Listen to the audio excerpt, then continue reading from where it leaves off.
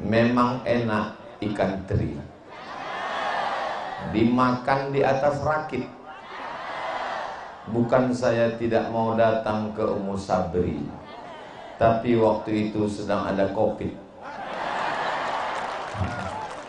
Itu sekedar menyambut pantun Bapak Ketua Yayasan. Memang cantik kain katun.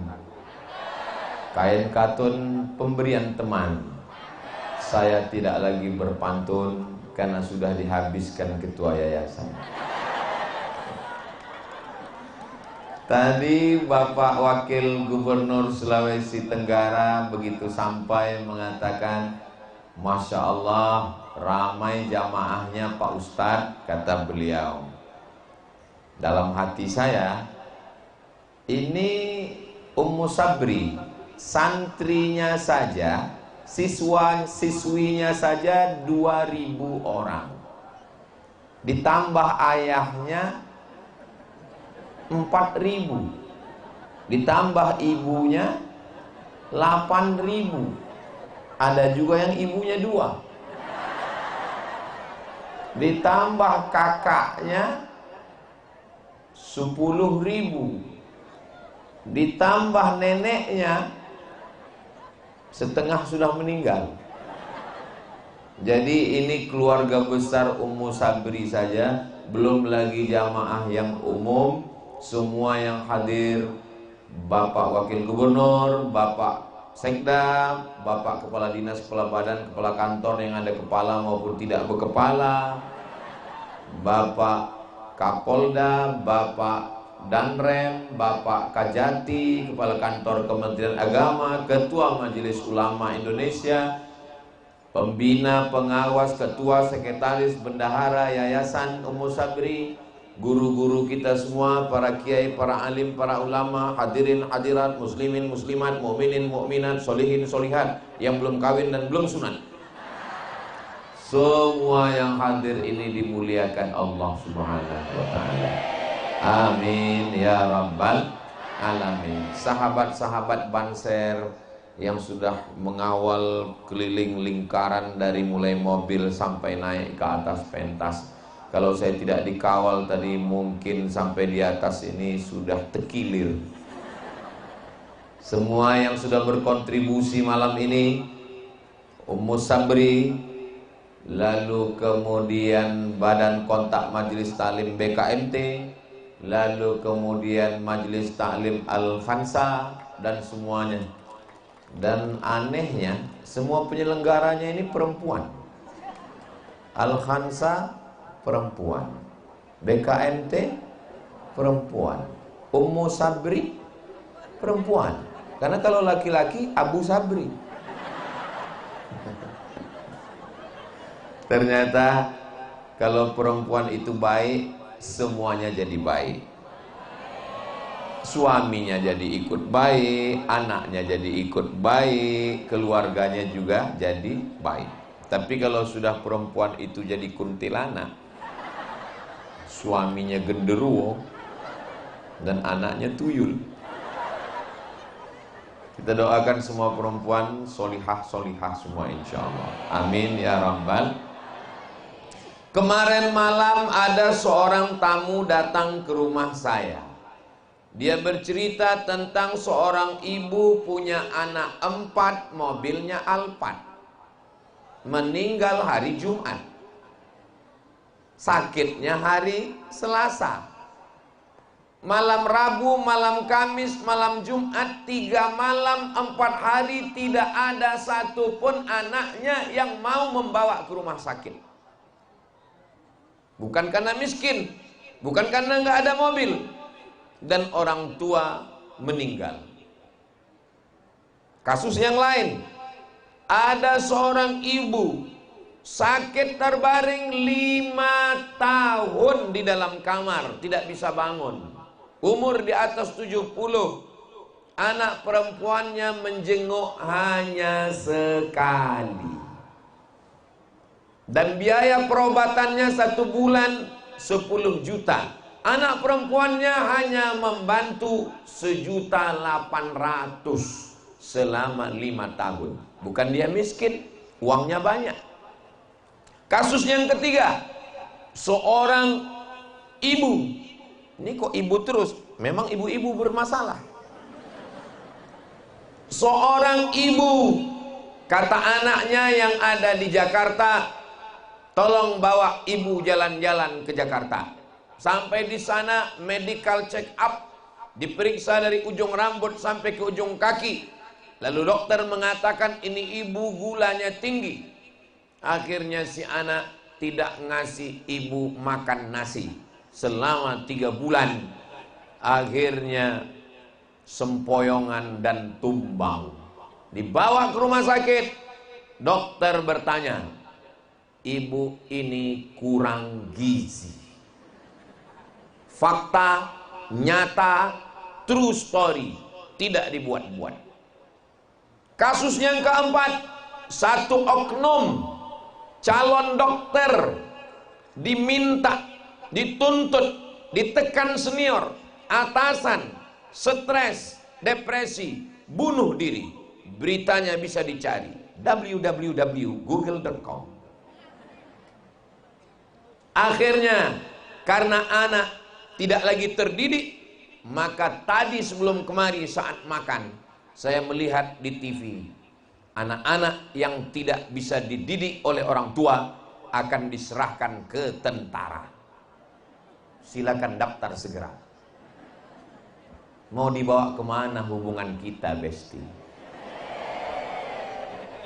Tidak ada solusi lain. Daftarkan anak Anda segera ke Ummu Sabri. Tunggu dulu. Sebelum tanggal penutupan berikut ini, ingat, kuota terbatas. Bapak Ibu yang dimuliakan Allah Subhanahu wa taala, ini yang di hadapan saya ini orang hebat-hebat semua. Jenderal-jenderal bintang 4. Kalau sampai bintang 5 itu penghormatan. Kalau bintang 7 sakit kepala. Di hadapan saya dokter-dokter spesialis, hakim-hakim agung, orang-orang hebat, sarjana-sarjana, ibu bapak hebat di bidangnya masing-masing.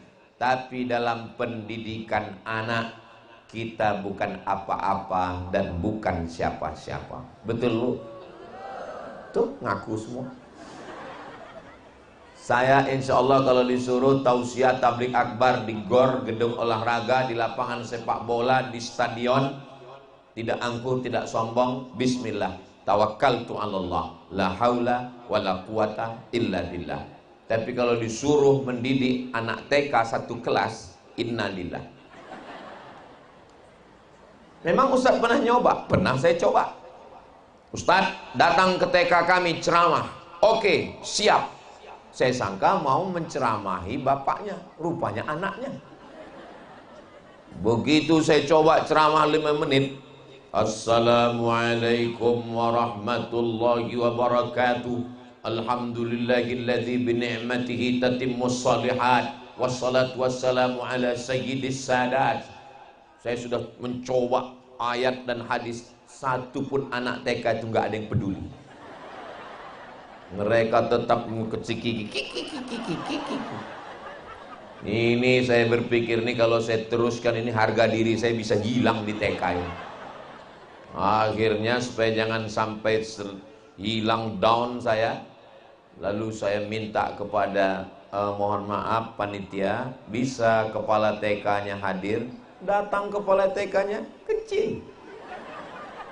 Tiba-tiba berdiri ibu kepala TK.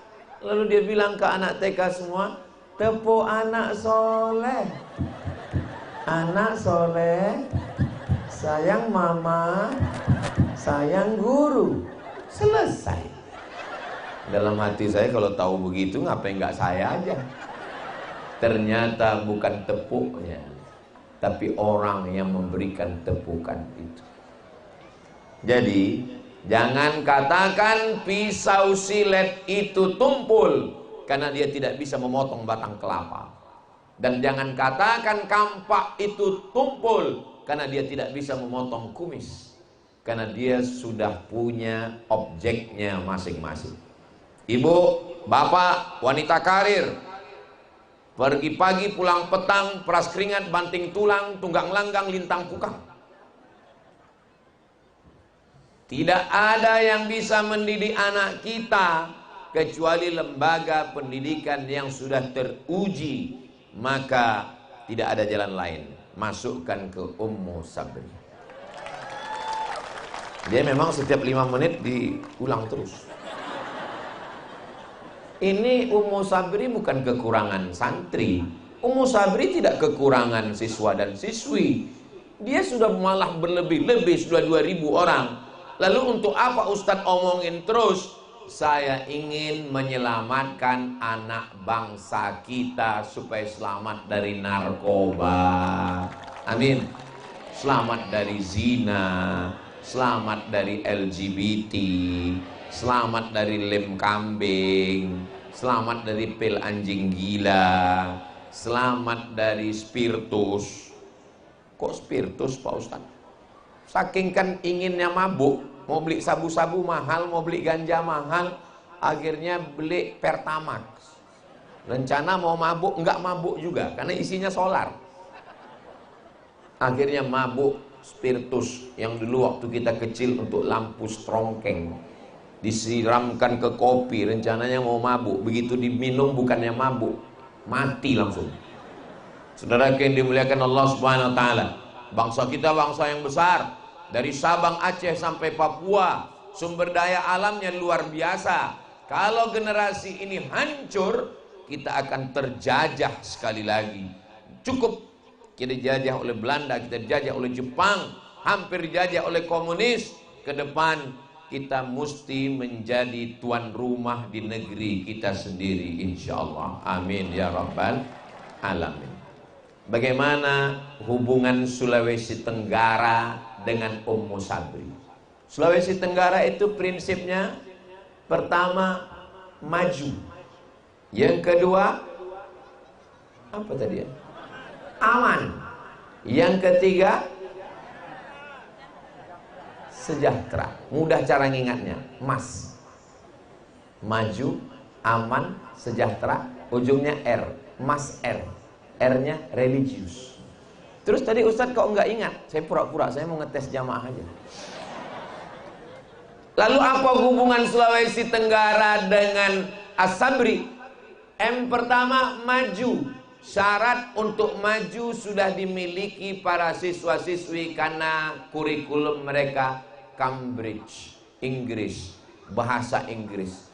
Sudah dites oleh Menteri Pendidikan, langsung datang ngajar anak kelas 2 pakai bahasa Inggris. Anaknya aja begitu, apalagi bapak ibunya. Ladies and gentlemen, kepala buku distempel semen. Aman kalau anaknya ngerti agama, tahu membedakan mana halal, mana haram, mana yang baik, mana yang buruk, maka insya Allah Sulawesi Tenggara aman. Sejahtera, tuntutan kerja, dia mau jadi dokter spesialis, dia mau jadi polisi dan tentara, dia mau menjadi pegawai, dia mau menjadi apapun. Dari mulai madrasah ibtidaiyah SD sampai ke SMP sampai ke SMA, dasar-dasar untuk maju itu sudah dibekali di As-Sabri. Kalau sudah begitu, MASR religius, jangan tanya lagi religius. Kenapa? Karena memang basic pendidikan di sini adalah agama Islam. Tentu kita tidak mengurus saudara kita masalah beberapa agama di Indonesia. Wala ana abidum ma'abattum wala antum abiduna ma'abud lakum dinukum waliyadin. Letaknya strategis di tengah kota, di seberang kantor wali kota. Pegawai mengantar anak pagi jam 7 berangkat dari rumah, masuk pintu gerbang, turunkan anak, keluar masuk kantor. Bapaknya, ibunya tenang karena anak sudah dididik. Pulang sore jam 4, habis sholat asar, jemput anak pulang ke rumah. Anak-anak kalau tidak disekolahkan full day, anak-anak ini energinya, tenaganya berlebih. Kalau dia tidak dihabiskan tenaganya di sekolah, nanti dia akan keluyuran ke mall, jalan ke sana kemari. Tapi karena sudah habis di sekolah, pagi dia belajar fisika, kimia, biologi, matematika, bahasa Inggris, bahasa Indonesia, Cambridge kurikulum. Nanti petang dia belajar fikih, akidah, akhlak, hadis, Quran, tafsir, tajwid, tahsin, fikih, usul fikih, belajar agama, belajar nahu, belajar sharaf, belajar bahasa Arab. Sehingga nanti pulang, sholat maghrib, makan, sholat isya, selesai itu bismika Allahumma ahya. Jangan dibaca sekarang, bisa tertidur. Kalau anak-anak ini energinya, otaknya, tenaganya tidak dihabiskan di waktu siang, nanti dia pulang ke rumah, dia akan nonton TV, nonton sinetron. Apalagi di rumah itu sekarang TV sudah 4. Dulu awalnya di rumah itu TV cuma 1. Akhirnya bapak dengan ibunya rebut-rebutan remote. Bapaknya mau nonton bola, ibunya mau nonton hantu. Akhirnya terjadi pertikaian konflik sampai ke pengadilan agama. Lalu hakim bertanya, kenapa bisa terjadi demikian? Gara-gara remote. Akhirnya hakim memutuskan solusinya beli TV 1 lagi. Bapak nonton bola, ibu nonton hantu. Ibu jadi hantu, bapak jadi bola. Saudara yang dimuliakan Allah Subhanahu wa taala, maka energi anak, tenaga anak mesti dihabiskan. Maka tidak ada lagi PR-PR. Kenapa? Karena anak begitu pulang, sholat maghrib, habis itu makan malam, sholat isya, dia pun mulai habis dan kemudian dia tidur. Cepat tidur, mudah bangun malam. Kalau tidak dihabiskan energi tenaganya di waktu siang, pulang nanti dia scroll, nonton sinetron, nonton film Korea, akhirnya dia ingin seperti artis Korea. Hidungnya pun dioplas, operasi kresek. Akhirnya ibunya juga nonton film sinetron Bollywood India. Ibunya pun juga ingin seperti artis India dan Korea. Hidungnya dia mau ikut India, putihnya dia mau ikut Korea. Akhirnya dia pakai skincare yang ternyata sudah dicampur dengan bahan kimia. Begitu dipakai, hari Senin putih, hari Rabu maghrib. Pulang ke rumah, suami pun heran. Ini kenapa ada zebra di kamar? Muka putih, leher hitam. Ustaz Somad ini saya kurang suka dengan ceramah dia, karena seringkali menyakiti perasaan saya. Saya terus terang kalau dengar dia tausiah tersinggung saya. Kunci dengar tausiah Ustaz Somad itu satu, jangan tersinggung. Ada beberapa jamaah tersinggung, pulang, ninggal. Allahumma salli ala sayyidina Muhammad wa asghili zalahu rabbuna ala nuril mubin Ahmad al-Mustafa sayyidil mursalin wa ala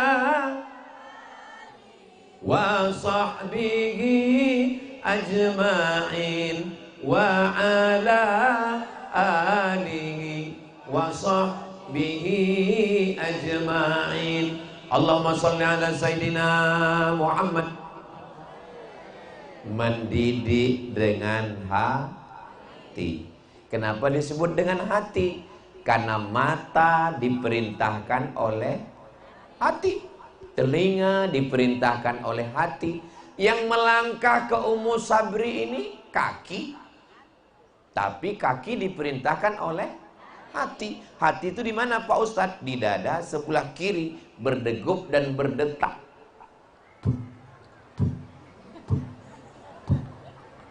Itu jantung yang normal. Tadi kata Ustadz hati, sekarang ngomongnya jantung. Yang satu bilang jantung, yang satu bilang hati. Supaya mereka nggak kelahi, kita bilang jantung hati. Berdegup dan berdetak, tempat darah menyembur naik ke otak. Darah yang ada dalam jantung hati naik ke mata, matanya jadi baik. Dari jantung hati naik ke telinga, telinganya jadi baik. Dari jantung hati naik ke otak, otaknya jadi baik. Bapak ibu hafal semua ayatnya. Nasiyatin kazibatin khoti'ah. Itu enaknya ceramah di Ummus Sabri ini. Nyambung, jamaahnya hafal Quran. Walaupun juz 30. Nasiyatin, ubun-ubun otak bagian depan. Kazibatin, pembohong. Khoti'atin, penjahat, pelaku dosa. Loh, yang berdosa kan mata, yang berdosa kan tangan, yang berdosa kan kaki, yang berdosa kan telinga, yang berdosa kan kemaluan, yang berdosa kan lisan. Kenapa dikatakan yang berdosa otak, ubun-ubun bagian depan? Karena ternyata yang memerintahkan mata, yang memerintahkan telinga, yang memerintahkan mulut, yang memerintahkan tangan, dan yang memerintahkan kaki adalah otak bagian depan. Yang nggak ada otak, makan otak-otak.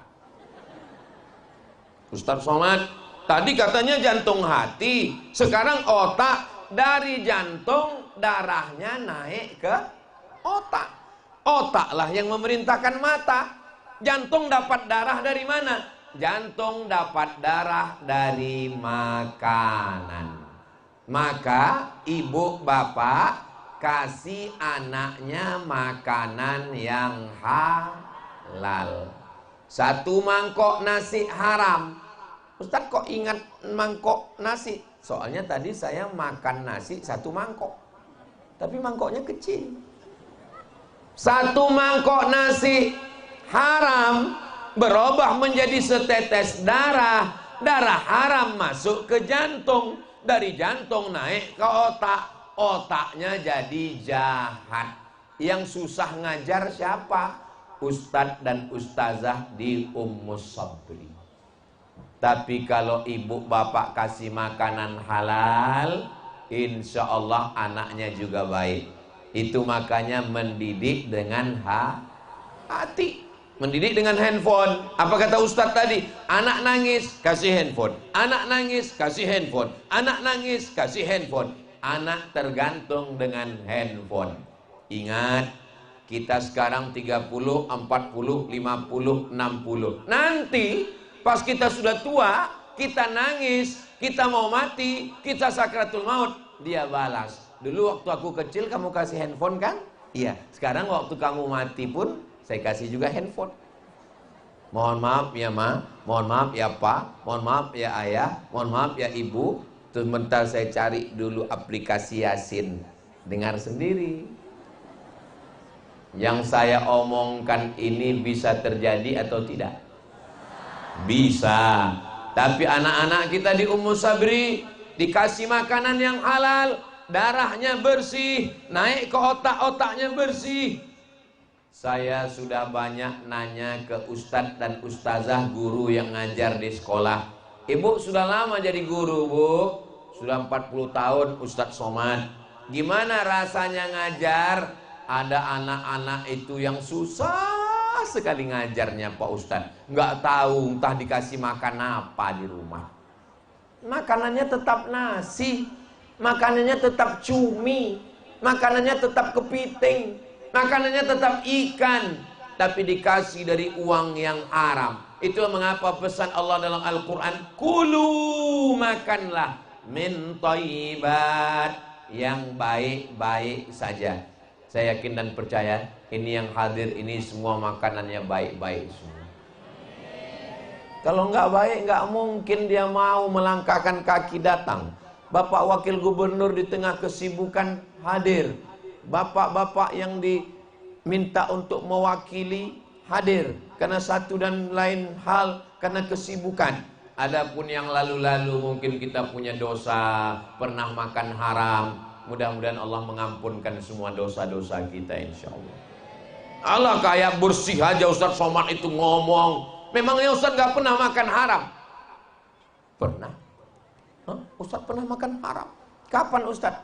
Waktu siang bulan puasa nggak puasa. Masa Ustaz Somad pernah nggak puasa? Dulu waktu masih sekolah, saya puasa. Datang kawan saya ngajak makan siang, Mat. Saya bilang haram. Ini ada soto. Oke. Pengaruh teman. Pengaruh kawan di luar sana luar biasa. Tapi di Ummus Sabri temannya baik-baik. Tapi kami jauh dari kota Kendari, Ustadz. Kami di provinsi, kami jauh. Kami di kabupaten kota. Enggak ada halangan. Karena di sini ada asrama, di sini ada boarding, di sini ada pesantren. Yang kebetulan rumahnya di Kendari, antar pagi, pulang sore. Alhamdulillah Pak Ustadz, anaknya sudah baik, anaknya baca Quran, anaknya udah sholat. Yang jadi masalah ini Pak Ustadz, siapa Bu? Suami saya. Mudah-mudahan nanti Ummus Sabri juga membuka pesantren khusus untuk bapak-bapak. Namanya Abu Sabri. Di belakang. Jadi bapak-bapak yang nggak sholat, yang nakal, yang mancing nggak pulang-pulang, mancing keributan, nah, itu diserahkan di sini. Namanya pesantren kilat hari Sabtu dan Ahad. Ibu setuju? Setuju mereka Ustaz. Berarti ada peluang. Saudara yang dimuliakan Allah Subhanahu wa taala. Jadi mendidik dengan hati ini kita mesti kerjasama dengan baik. Bapak ibunya di rumah kasih makanan halal, gurunya di Ummus Sabri mendidik dengan tenang. Ibu, bapak nggak bisa bayar anak-anak ini dengan duit lalu katakan ke guru, wahai guru, didik anak saya gaji kamu. Oh, tidak begitu guys. Guru bukan pegawai laundry. Guru bukan pegawai kebersihan. Guru bukan pegawai karyawan yang digaji. Guru adalah orang mulia. Yang bapak ibu bayar tiap bulan itu bukan ilmunya, bukan perhatiannya, bukan tetes peluh keringat air matanya, bukan doanya saat mengajar anak ibu, tapi waktunya. Sebetulnya ustadz dan ustazah, bapak ibu guru ini bisa ke laut, bisa nanam sawit, bisa bisnis, tapi karena dia punya jiwa mendidik, maka dari pagi, siang, petang dia didik anak bapak ibu. Waktunya itulah yang dibayar sebagai kompensasi. Ini keyakinan yang mesti diluruskan di kepala orang tua. Ini sekarang banyak orang tua mentang-mentang dia kaya, mentang-mentang duitnya banyak, mentang-mentang dia pejabat, lalu enaknya saja datang. Mana guru kamu? Mana? Oh, tidak begitu. Saya tidak sanggup mendidik anak saya. Saya sibuk, saya jauh. Maka saya serahkan ke lembaga pendidikan. Assalamualaikum Ustaz, ini anak saya namanya Mizian Hazik Abdillah, ini anak saya namanya Sami Ahmad Mesbahi Ibadillah. Tolong didik mereka ya. Guru bukan lawan, guru bukan musuh. Guru adalah partner yang menolong kita Bapak Ibu. Aku tidak sanggup mendidik anakku Pak. Tapi Ustaz Somad kan Ustadz. Iya, tapi saya spesialis tablik akbar. Ini anakku ini mesti dididik dengan baik. Akhirnya anak saya dididik di sekolah dengan baik. Lalu kemudian weekend akhir pekan saya panggil, Hazik, baca surat-surat pendek. Amma yatasaalun anin naba'il azim alladzi hum fihi mukhtalifun kalla saya'lamun thumma kalla saya'lamun alam naj'alil arda mihada. Beberapa tahun yang lalu dia masih TK, dia sudah hafal juz amma. Meleleh air mata saya. Kau masih kecil nak, belum bisa baca, tapi sudah bisa hafal karena gurumu di sekolah. Saya datang ke sekolahnya, saya mau terima kasih ke gurunya, saya mau cium tangan gurunya. Sampai di sekolah enggak jadi, gurunya perempuan. Kalau kita belum bisa memberi mereka hadiah, kalau kita belum bisa memuliakan, menghormati mereka, maka paling tidak doakan mereka, balas jasa mereka, ungkapkan terima kasih kita. Bapak Ibu guru, saya datang dari Jawa berterima kasih banyak, anak saya sudah. Tapi yakinkan dulu itu memang gurunya. Soalnya takutnya udah selesai ngomong, mohon maaf Bu, gurunya yang sebelah sana. Yakinkan dulu dengan baik. Man ahsana ilaikum, siapa yang sudah berbuat baik kepada kamu, fakafi'uhu, balaslah. Fa illam tajidu, kalau kamu belum mampu membalasnya, fad'u lahu, doakanlah. Ya Allah, guru yang sudah mendidik anak saya, panjangkan umurnya, sehatkan badannya, sabar dia mendidik anakku ya Allah, berikan dia kekuatan mendidik anak kami ya Allah. Sedang aku aja gak sabar melihat anakku. Mana bukti orang tua gak sabar mendidik anak?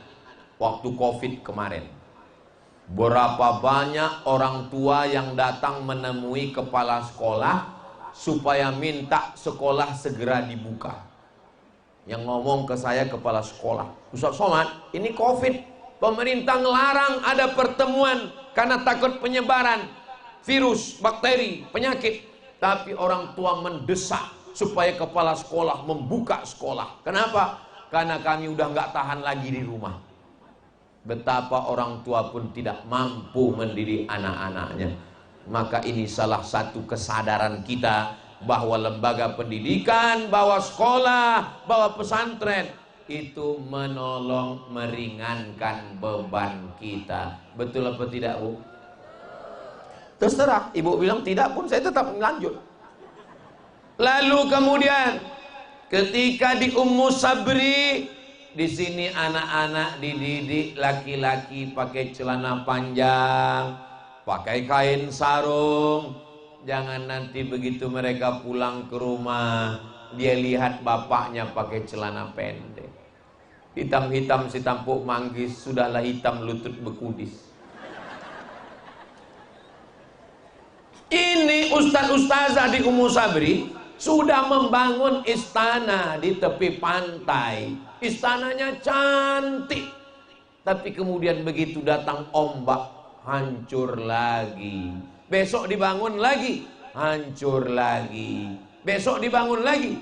Guru ustazah di Ummu Sabri mengajarkan, perempuan itu nak, rambutnya mesti tertutup, bajunya mesti longgar. Tiba-tiba dia pulang ke rumah, dilihatnya ibunya pakai baju model akuarium.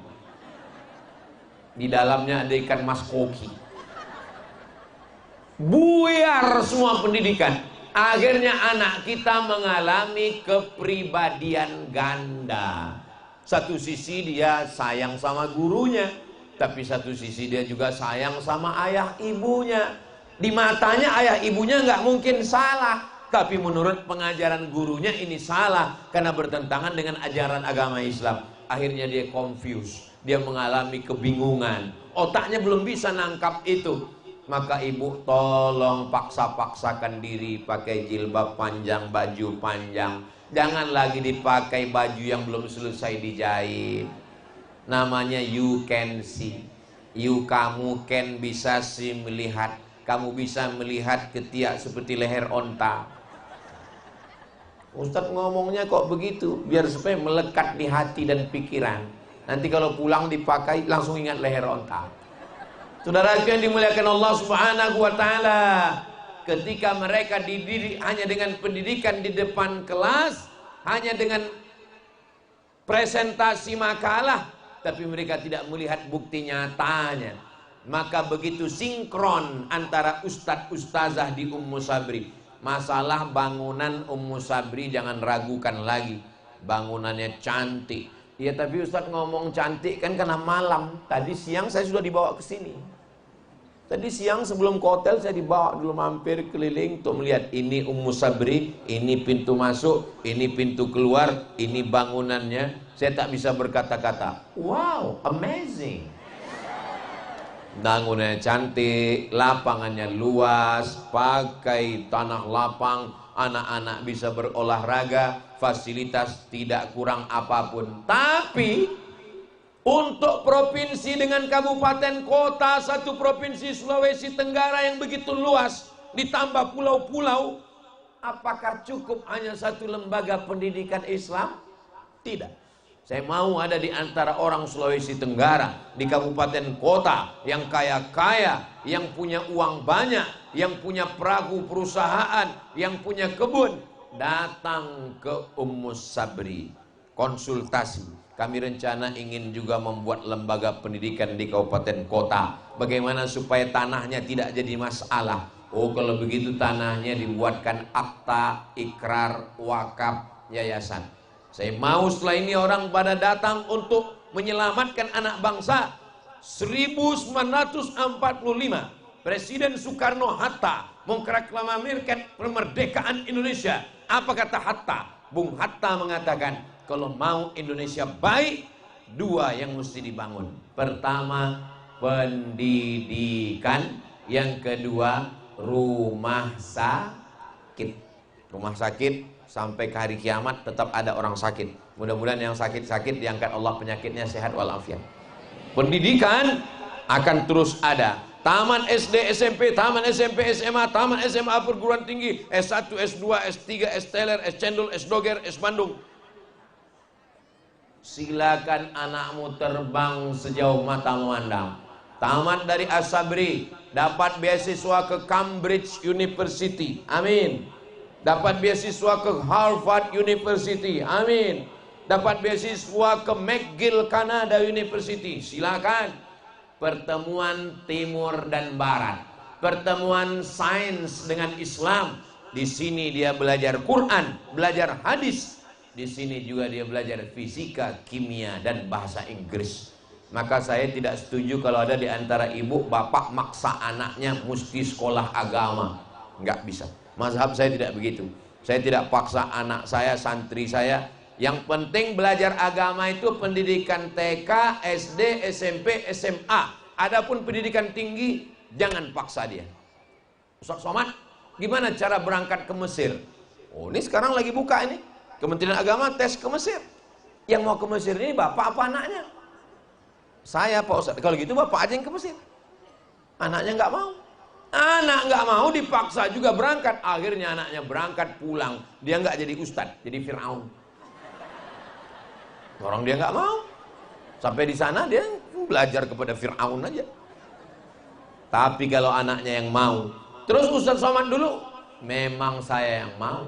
Saya nyari informasi, saya ikut tes, saya dapat beasiswa, 98 saya berangkat, 2002 saya pulang, 2003 saya ke Malaysia, 2004 saya ke Maroko, 2006 saya tamat, 2007 saya ke Brunei, 2008 saya PNS, 2017 saya daftar S3 ke Sudan, 2019 saya doktor, 2020 profesor di Brunei. Memang keinginan saya. Jadi kalau anaknya mau, support silakan. Anak-anaknya sudah siap, bahasa Inggris oke, bahasa Arab oke. Tapi bahasa dengan ibunya juga jangan sampai lupa. Saya tidak mau anaknya ngomong Inggris lancar, anaknya ngomong bahasa Arab mantap, tapi dia tidak punya bahasa berbicara dengan ibunya. Dia pulang sekolah, dia mau ngobrol dengan ibunya, dia bawa rapor nilainya. Mama, tadi adik nilainya tinggi. Ibunya sibuk scroll, mau lihat bagaimana bulu mata yang lentik, begini atau begini. Ibu sudah di kantor dari jam 8 pagi sampai jam 5 sore. Masuk jam 8, 9, 10, 11, 12. Isoma, istirahat, sholat, makan. Jam 1, jam 2, jam 3, jam 4. Pulang. Tolong handphonenya mati. Tolonglah dengan keluarga. Sholat maghrib, makan, sholat isya, jam 8 selesai. Ibu sama anak tinggal punya waktu 2 jam. Jam 9, jam 10. Tolonglah yang 2 jam ini jadi istri. Bapak juga begitu. Bapak sibuk pergi pagi, pulang petang. Berangkat, anak sudah tidur. Pulang, anak juga sudah tidur. Berangkat, anak belum bangun tidur, pulang istri sudah tidur. Akhirnya anak ketemu dalam mimpi. Ya tapi Ustaz Somad kan kami lihat sering juga pergi-pergi keluar-keluar. Saya berangkat hari Jumat, malam Sabtu, malam Ahad, malam Senin. Saya kemana-mana pergi hanya 3 malam. Senin saya pasti pulang ke rumah, nggak boleh lebih, dikhawatirkan nanti buka cabang. Hari Senin saya pasti pulang ke rumah. Hari Selasa, hari Rabu, hari Kamis saya bukan ustadz. Hari Selasa, hari Rabu, hari Kamis saya seorang suami, saya seorang ayah, saya seorang guru. Jadi hari Selasa, hari Rabu, hari Kamis saya nyetir bawa istri ke pasar belanja. Hari Selasa, hari Rabu, hari Kamis saya seorang ayah yang menggendong anak, menggantikan pampersnya. Saya hari Selasa, hari Rabu, hari Kamis adalah seorang guru di pondok yang ngajar. Hari Selasa, hari Rabu, hari Kamis saya adalah seorang suami dan seorang ayah yang menggendong menenteng anak, membawa jalan-jalan ke mall, ngawal anak main-main. Gak mungkin juga Selasa, Rabu, Kamis saya jadi ustadz lalu anak saya datang, ya ayyuhalladzina amanu. Kapan lagi dia merasakan punya ayah? Kapan lagi dia merasakan sosok seorang ayah? Kapan istri saya merasakan mendapatkan kasih sayang seorang suami? Maka saya katakan ke istri saya, aku ini seperti kain pendek. Aku laki-laki yang tak sempurna. Aku seperti kain yang pendek, kalau ditarik ke bawah, kaki tertutup, kepala terbuka. Kalau ditutup ke kepala, kakiku terbuka. Maksud saya memang tidak tiap hari di rumah, tapi untuk menutupi kekurangan saya, Selasa, Rabu, Kamis saya tetap berada di rumah. Saat di rumah, maka ibu, bapak, jadilah seorang ayah. Datang seorang anak, tunjukkanlah. Saya tahu ibu orang kaya, pembantunya banyak. Saking kan kayanya, pembantu 10 orang, ada satu pembantu khusus mengorekkan telinga sebelah kanan aja. Yang kiri lain lagi. Saking kan kayanya. Tapi tolonglah Bu, untuk buat teh manis, ibu yang buatkan, ibu yang ngangkatkan, kasihkan suami. Kompornya sama, termosnya sama, ceretnya sama, gelasnya sama, airnya sama, tehnya sama. Tapi rasanya beda kalau kalian yang buat Bu. Ini bukan masalah teh, ini masalah rasa. Kalau sikit-sikit yang buat adalah pembantu, asisten rumah tangga, ibu tinggal duduk scroll. Akhirnya nanti bapak mau minta teh, datang teh. Nasi, datang nasi. Gule, datang gule. Nanti pas masanya libur Idul Fitri, 10 hari menjelang Idul Fitri, asisten rumah tangga pulang kampung, anaknya nangis. Mbak, jangan pulang. Siapa yang nyuap adik besok makan? Yang khawatir bukan cuma anaknya nangis, suami ibu nangis juga.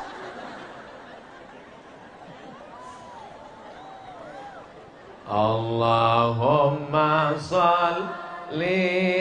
Alhamdulillah di Sulawesi Tenggara, bil khusus lagi di Kendari, ini perempuan ibu-ibunya sudah komunitas-komunitas. Ini bisa kelihatan dari jilbabnya. Ada jilbab hijau pucuk pisang, ada jilbab biru. Biasanya kalau biru pakai sorban biru, ini selendang biru BKMT ini, Badan Kontak Majelis Taklim. Ada yang warna krem, ada yang warna-warni macam-macam. Di rumah saya setiap sore Jumat habis asar itu memang ada saya khususkan wirid Yasin. Habis asar waktu mustajab berdoa, kumpul ibu-ibu. Tapi memang tidak pakai seragam. Di tempat saya masyarakatnya menengah ke bawah, saya tinggal di pemukiman masyarakat yang biasa-biasa saja. Jadi memang saya tidak buat seragam, karena saya khawatir yang nggak punya duit beli seragam, khawatir dia nggak datang. Tapi ibu yang sudah punya seragam, mantap, teruskan. Nah, langsung sorban saya jatuh karena cerita seragam. Memang di tempat pengajian yang saya buat nggak ada iuran, tapi udah bertahun-tahun tetap jalan dan minumannya ada, kue kotaknya ada. Saya bilang, yang ada duit silakan kasih masukkan ke kotak, yang nggak ada nggak apa-apa. Saya nggak mau kalian nggak datang hanya karena nggak punya seragam. Saya nggak mau kalian nggak datang hanya karena malu, karena nggak dikutip iuran, nggak belum bayar. Yang penting datang. Ngaji ini kuncinya 4D. Datang, duduk, dengar, diam. Ngantuk-ngantuk dikit diampunkan Allah. Yang namanya wirid Yasin pasti ada orang ngantuk. Yasin ngantuk. Pas giliran kui datang, bangun. Jangan dimarahi. Selagi dia mau datang itu sudah alhamdulillah. Ustadz selalu ceramah, yang paling banyak masuk neraka adalah perempuan. Lalu perempuan juga bilang, yang paling banyak masuk surga juga kami. Karena memang makhluk itu yang paling banyak laki-laki apa perempuan? Perempuan. Bukan cuma perempuan, bukan cuma manusia. Hantu pun paling banyak perempuan. Nyi Blorong, Sundel Bolong, Mak Lampir, kuntilanak, suster ngesot, nenek sihir. Tolong saya minta ke ibu-ibu lapor ke Komisi Perlindungan Perempuan. Tolong ibu komplain, kenapa setiap film hantu, hantunya perempuan, pocong perempuan, padahal laki-laki juga kan pakai kain kapan. Dan ketawanya, kenapa ketawa hantu itu perempuan? Kiki. Tapi yang paling banyak sakit kepala laki-laki.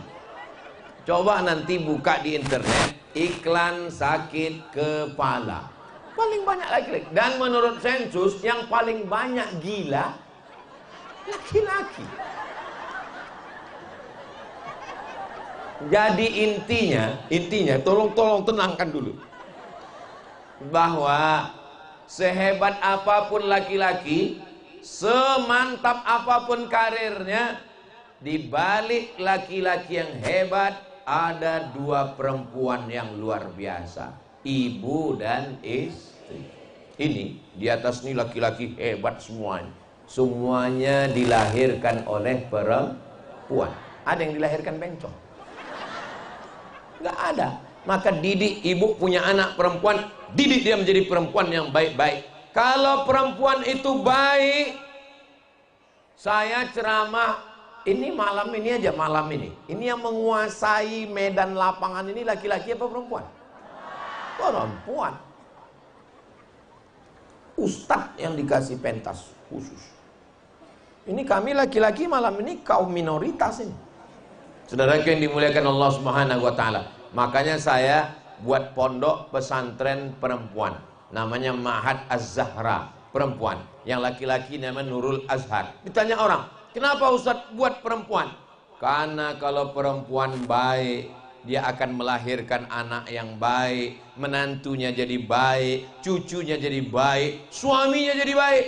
Suami yang nakal, penjahat, koruptor, minum khamar, sabu-sabu, tapi begitu dia taubat, saya datang ke rumahnya, setiap ulama-ulama yang datang dijamu, lalu dia ngomong, Ustadz Somad, saya ini dulu orangnya tidak baik Ustadz. Dalam hati saya, Bapak nggak ngomong, saya udah tahu. Tapi saya menjadi baik ini Pak Ustadz, dalam hati saya, ini jangan-jangan dia jadi baik karena dengar ceramah Ustadz Somad ini. Saya ini bertaubat Pak Ustadz. Ya saya sudah tahu jawabannya, pasti karena ceramah TikTok Ustadz Somad kan. Saya ini jadi baik sekarang Pak Ustadz karena istri saya. Oh bukan karena saya. Istri Bapak ustazah? Enggak, istri saya perempuan biasa. Tapi kalimat dia masuk ke hati saya Pak Ustadz, masuk ke pikiran saya Pak Ustadz. Memangnya istri Bapak ngomong apa? Dia ngomong nggak banyak-banyak Pak Ustadz. Dia cuma ngomong 5 kata. Nanti kalau abang mati gimana? Nggak ada dia ceramah sampai 1 jam tablik akbar pakai pentas, pakai sound system, nggak ada. Ngomong cuma 5 kata. Nanti kalau abang mati gimana? Jadi bapak, ibu-ibu yang suaminya masih belum tobat, pulang dari sini, coba jurus ini. Nanti kalau abang mati gimana? Yang dari hati akan ke hati juga sampainya. Yang dari mulut cuman sampai di mulut. Namanya MLM, multi level marketing. Apakah yang saya omongin selama 1 jam ini sampai ke hati? Alhamdulillah. Tadi saya maju jam 9, jam 8 lewat 10. Saya belum ada ngelihat jam selama ceramah ini, tapi terasa semut kayak sudah naik ke atas. Maka saya lihat jam, rupanya sekarang sudah jam 9 lewat 10. Rupanya saya sudah berdiri 1 jam. Di mana-mana saya tausiah 1 jam. Tapi di Ummu Sabri ini lebih, karena saya kemari tidak lewat 3 tahun. Jadi saya lebihkan 1 jam 5 menit.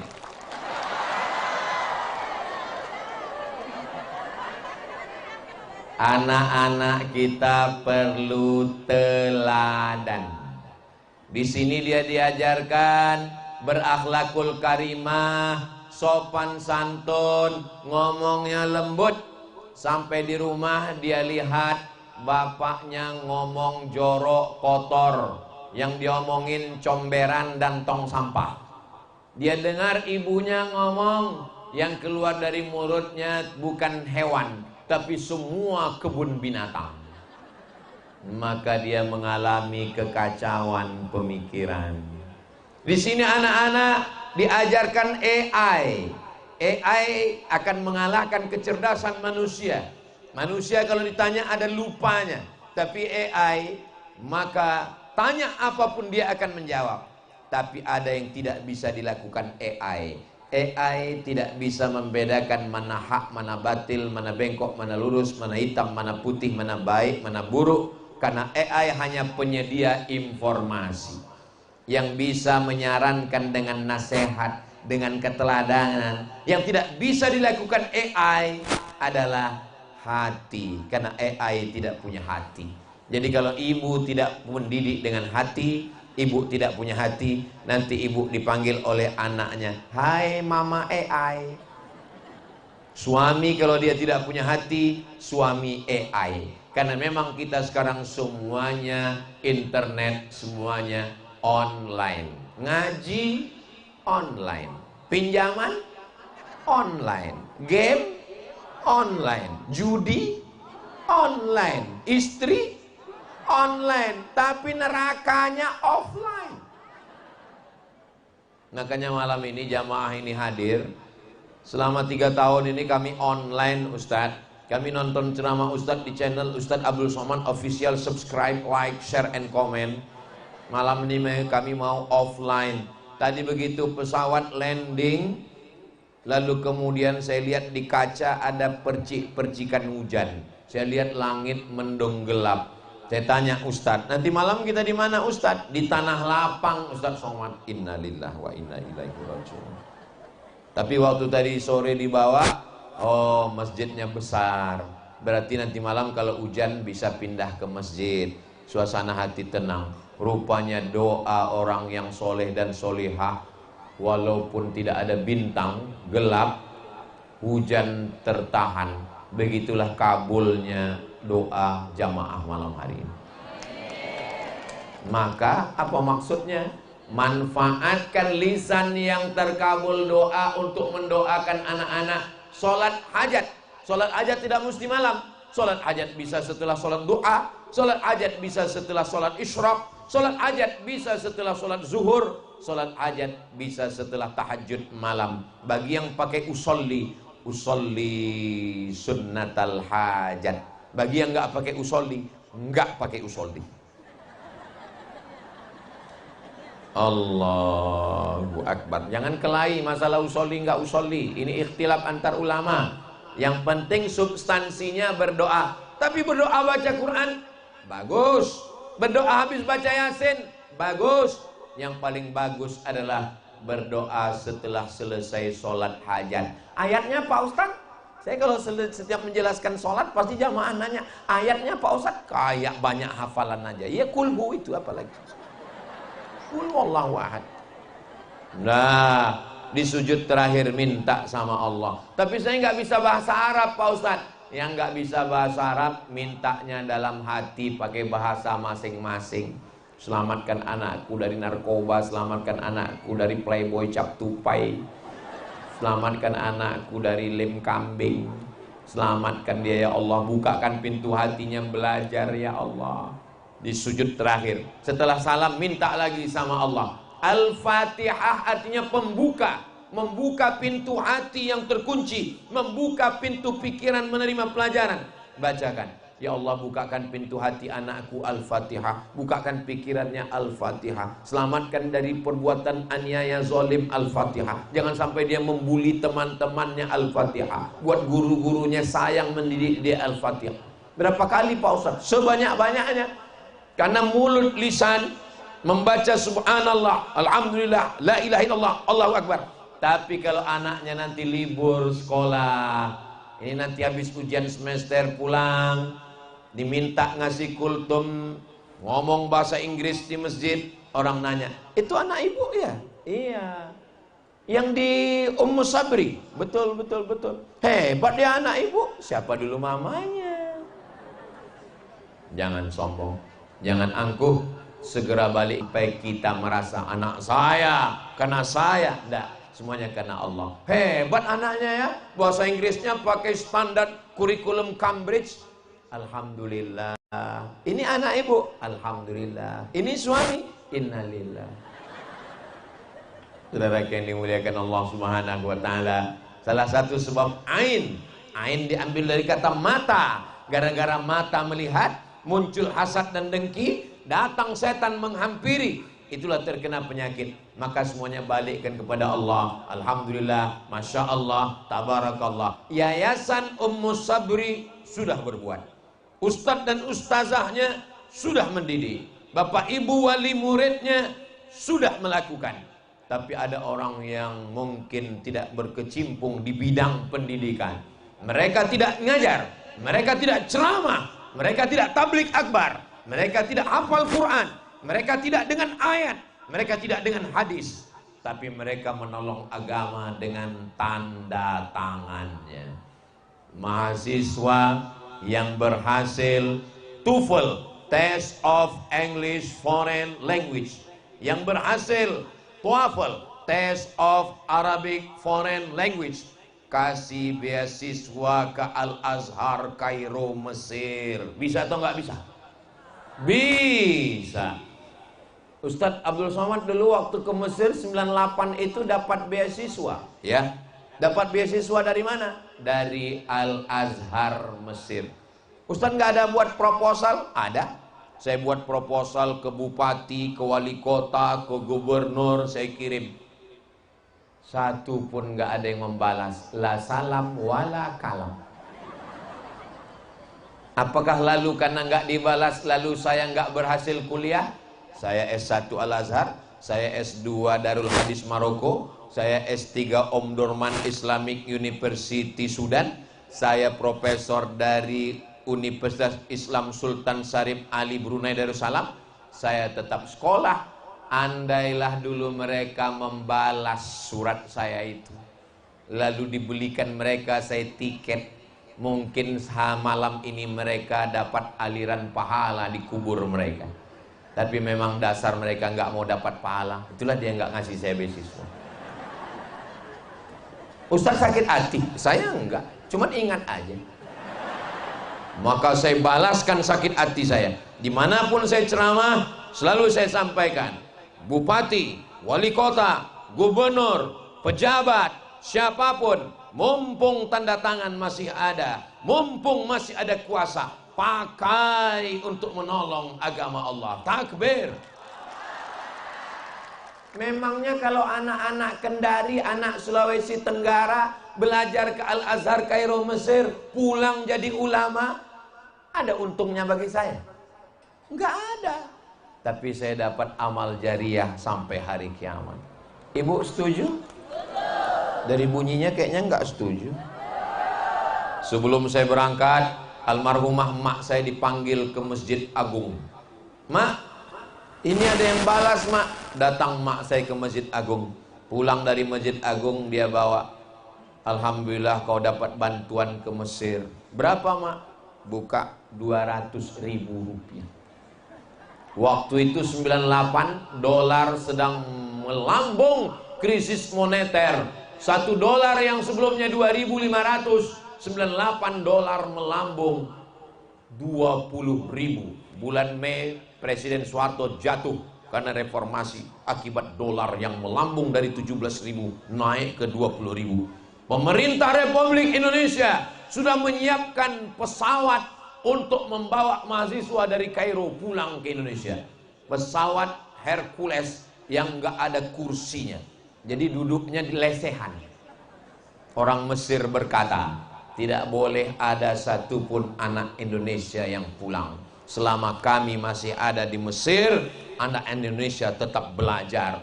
Anak Indonesia dikasih mie, dikasih telur ayam, dikasih duit. Mesir tidak kaya seperti Saudi Arabia. Mesir miskin, susah, tapi kepedulian mereka luar biasa. Sampai saya pulang 2002, anak Indonesia tetap dapat. Kami menyewa rumah orang Kristen Ortodok Koptik. Nama tuan rumahnya Baba Yosef Hana. Baba Yosef Hana kena penyakit kanker. Lalu kemudian kata Baba Yosef Hana, Abdul Somad, saya naikkan sewa rumah karena saya kena kanker. Saya bilang ke Baba Yosef, kami pun juga kena kanker, kantong kering. Bapak kami di Indonesia sedang kena krisis moneter. Kalau Baba naikkan sewa rumah, kami akan pindah. Baba Yosef lama terdiam. Habis itu dia pergi. Kami cemas. 2 hari setelah itu dia datang, sewa rumah nggak jadi naik. Kami bertahan sampai saya pulang 2002 bulan November. Rumah itu masih disewa oleh kawan-kawan saya, sahabat-sahabat saya.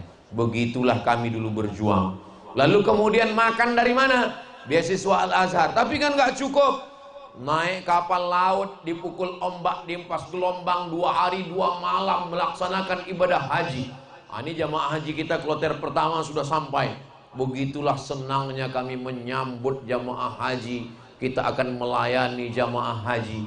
Tapi jamaah hajinya begitu kita dekati takut, dikiranya kita copet. Sudah lama kerja di sini. Sombong-sombongnya jamaah haji. Dulu yang sekarang baik-baik. Sudah lama kerja di sini. TKI itu bukan penjahat. TKI adalah pejuang devisa, mereka pemasuk pajak untuk Indonesia. Betul? Kenapa kalian menghina? Kami bukan TKI pak, kami mahasiswa. Ngapain sekolah jauh-jauh? Kamu dari mana? Dari Riau pak. Memangnya nggak ada tempat belajar di Riau? Ada pak. Terus kenapa jauh-jauh kemari? Saya pemburu beasiswa. Terus di sana nggak ada sekolah? Ada, tapi sidang terbuka 5 juta, tertutup 10, buka tutup 15. Saya terbang sejauh mata memandang. Akhirnya saya pulang, berdakwah keliling. Maka dimanapun tempat selalu saya sampaikan, Badan Amil Zakat Nasional support. Jangan buat sekolah yatim, jangan buat sekolah du'afa. Itu menjatuhkan mental mereka. Mereka menjadi tidak punya percaya diri. Kamu yang tamat dari sekolah du'afa itu kan? Nih Ummu Sabri, memang di sini ada yang nggak berbayar, memang di sini ada yang gratis, tapi tidak disebut mereka yatim, mereka tidak disebut, mereka disebut anak berprestasi subsidi silang. Mereka punya kebanggaan, sehingga antara anak pejabat, anak orang kaya, anak orang hebat, anak rakyat jelata, semua sama. Dan mereka berprestasi. Mereka dapat beasiswa itu bukan karena miskinnya, mereka tidak menjual kemiskinan, tapi karena mereka punya otak yang cerdas, punya akhlakul karimah, berprestasi. Akhirnya mereka pun akan pulang. Coba kalau dibuat sekolah miskin, sekolah gratis, sekolah yatim, sekolah du'afa, pulang mereka kuliah, mereka mau minang anak ibu. Nggak usah nak ya. Kenapa? Ini alumni du'afa. Tapi kalau ditanya, kamu dulu? Saya dari Ummu Sabri. Tapi kami termasuk program yang berprestasi. Dia pede, dia punya kebanggaan. Nanti anak bapak ibu yang sudah jadi orang-orang hebat akan mengadakan reuni akbar Ummus Sabri tahun 2000. Sekarang saya kemari 2025. Mereka mengadakan reuni 2035, 2045, 2055. 2055 reuni akbar Ummus Sabri. Doa bang semua. Waktu itu ibu-ibu udah meninggal. Saya masih ada. Coba kita mikirnya jangan sekarang, tapi mikirnya 2035, 2045, 2055. Ibu semua mendapatkan amal jariah karena anak ibu soleh dan solehah. Bapak Kapolda, Bapak Danrem, Bapak Gubernur, Wakil Gubernur, Bupati, Wali Kota, ketika 2055 ada yang sudah pensiun, ada yang sudah meninggal, tapi mereka mendapatkan amal jariah karena mereka membangun masjid, mereka membangun sekolah, mereka menyediakan beasiswa. Harimau mati meninggalkan belang, gajah mati meninggalkan gading, manusia mati meninggalkan kredit. Manusia mati meninggalkan legasi, meninggalkan amal jariah. Saya tidak ada niat apa-apa. Saya cuman kita mau ada yang saya sampaikan. Jangan sampai nanti ketika orang meninggal dunia ditanya Allah, ada kamu bangun sekolah? Ada kamu wakafkan tanah? Ada kamu beri beasiswa? Enggak ada. Karena sibuk mengurus negara. Kenapa kamu tidak buat? Karena Ustaz Somad tidak pernah mengingatkan kami. Lalu saya ditanya, Abdul Somad, kenapa kau tidak pernah mengingatkan? Karena aku takut mereka tersinggung. Saya sampaikan apa yang ada di mulut saya, apa yang ada di hati saya. Niat saya tidak banyak, supaya kita semuanya mendapatkan amal jariah, insya Allah. Amin ya Rabbal Alamin. Itulah yang dapat saya sampaikan pada malam yang penuh dengan kebahagiaan. Sekarang sudah jam 9:30, sudah lewat 1 jam. Itulah hadiah 3 tahun kedatangan ke Kendari. Di akhir majelis mari kita sama berdoa. Mudah-mudahan anak-anak kita, anak-anak yang soleh solehah, penghafal Quran, mujahid fisabilillah. Mudah-mudahan Kendari, Sulawesi Tenggara dijaga Allah, baldatun thayyibatun wa rabbun ghafur.